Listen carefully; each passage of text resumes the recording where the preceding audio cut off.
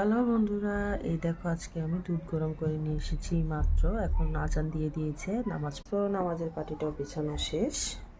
এই যে আমার ছেলে দেখো কি দুষ্টুমি করে, ও নামাজ পড়তে বসলে এখানে এসে বসে পড়বে। তো আমার নামাজ শেষ কিন্তু ওর দুষ্টুমি শেষ হচ্ছে না। এই দেখো প্রচুর দুষ্টুমি করছে।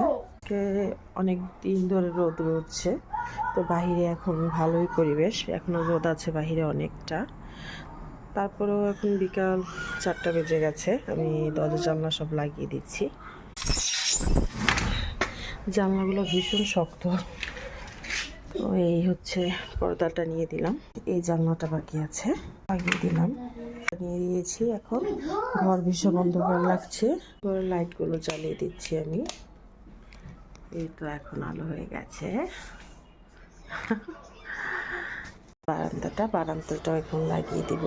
বারান্দার দরজাটা এখন লাগাবো না, এই যে আমি টুনটুনি লাগিয়েছি এখানে, আমার খুব পছন্দের একটা জিনিস। এখন শুধু এখানে পর্দাটা টেনে দিব।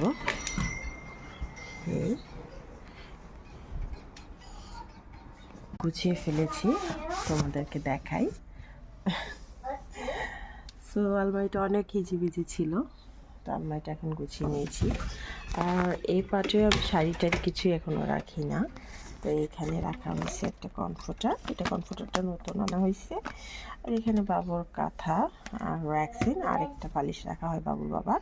আমাদের বালিশ এখানে থাকে, তো এখন যেহেতু দুপুরে ঘুমানো হয়েছে সেজন্য বালিশ টালিশ ওইখানে, ওই যে আরেকটা কমফোর্টার ওইখানে।